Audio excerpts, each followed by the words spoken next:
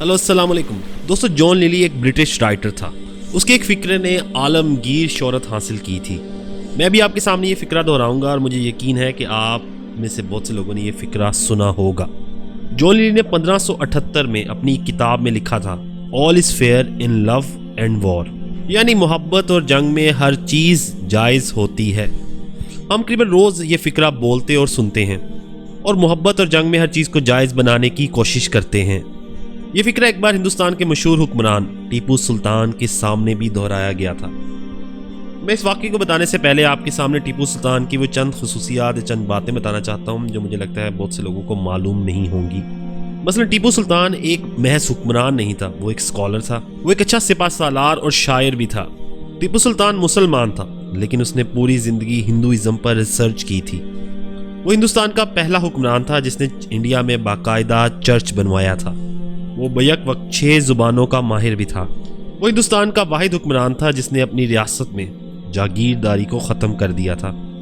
और वो हिंदुस्तान का वाहिद हुक्मरान था जिसने इंडिया यानी हिंदुस्तान में बाकायदा बैंकिंग सिस्टम को शुरू किया था। और इस सिस्टम की खूबी ये थी कि टीपू सुल्तान के बैंक्स गरीबों को ज़्यादा मुनाफा देते थे और अमीरों को कम। बहरहाल हम वाक़े की तरफ वापस आते हैं कि वाक़या क्या था। टीपू सुल्तान ने शुरू में अंग्रेज़ों के साथ बेशुमार मुआहदे किए, लेकिन अंग्रेज़ ये मुआहदे अमूमन तोड़ देते थे। एक बार टीपू सुल्तान ने अंग्रेज़ सफ़ीर को बुला के इन जो खिलाफ वर्जियों यानी मुआहदे तोड़ने की बात की, तो सफ़ीर ने जॉन लिली का ये फ़िक्रा दोहरा दिया था कि मोहब्बत और जंग में सब कुछ जायज़ होता है। ये फ़िक्रा सुनकर टीपू सुल्तान मुस्कुराया और नरम आवाज़ में कहा कि मैं मुसलमान हूँ और हम मुसलमान ये समझते हैं कि जंग हो या मोहब्बत हो, उसमें जो कुछ भी हो वो जायज़ होना चाहिए।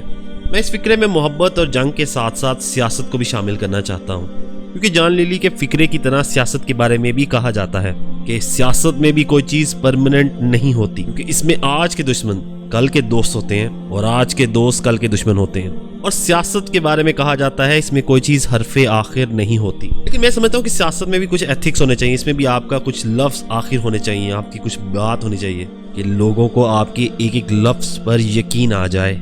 और सियासत में भी आपके दुश्मन और दोस्त वाज़े होने चाहिए, बल्कि ये नहीं होना चाहिए कि जब आपको ज़रूरत पड़े तो आप दुश्मन को दोस्त बना लें और जब ज़रूरत ख़त्म हो जाए तो अजीज़ तरीन दोस्त को पूछे ही ना, उसे दुश्मन बना लें।